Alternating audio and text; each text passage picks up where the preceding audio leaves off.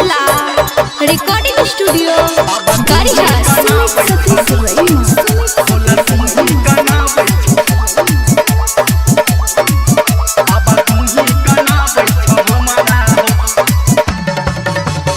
अभी आप सुन रहे हैं धर्मेंद्र निर्मलिया को।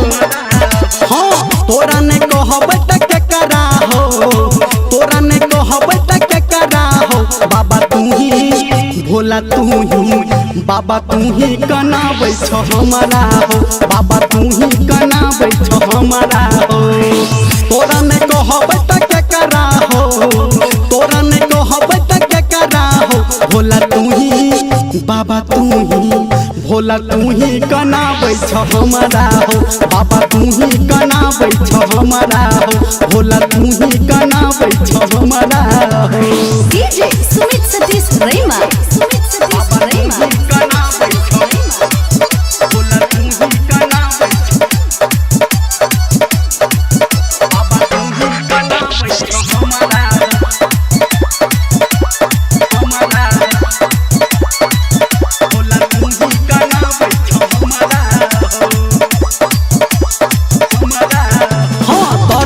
भटक छी तोहरे कारण हो, हम जोरे छी जना चुलही जारन हो।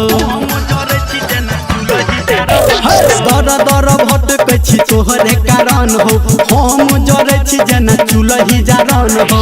दुनिया बुझैया बाबा मकरा हो, दुनिया बुझैया बाबा मकरा हो। भोला तू ही, बाबा तू ही, भोला तू ही कनाबै छो हमारा हो, बाबा तू ही कनाबै छो हमारा हो। भोला तू ही कनाबै छो हमारा हो। डीजे सुमित सतीश रैमा, बाबा तू ही कनाबै छो, भोला तू ही कनाबै छो। सुन रहे हैं सावरिया म्यूजिक। बाबा तू ही कनाबै छो हमारा हो,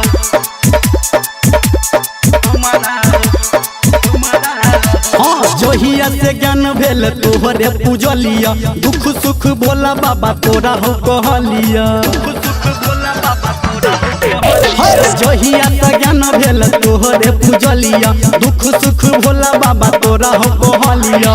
राइटर सुन लिख फकरा हो, गाबो धर्मेंद्र बाबा फकरा हो। भोला तू ही, बाबा तू ही, भोला तू ही कनाबै छो हमारा हो, बाबा तू ही कनाबै छो हमारा हो। भोला तू ही कनाबै छो हमारा हो।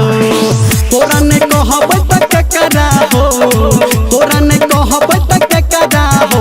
भोला तू ही, बाबा तू ही, भोला तू ही कनाबै छो हमारा हो, बाबा तू ही कनाबै छो हमारा हो। भोला तू ही कनाबै छो हमारा हो।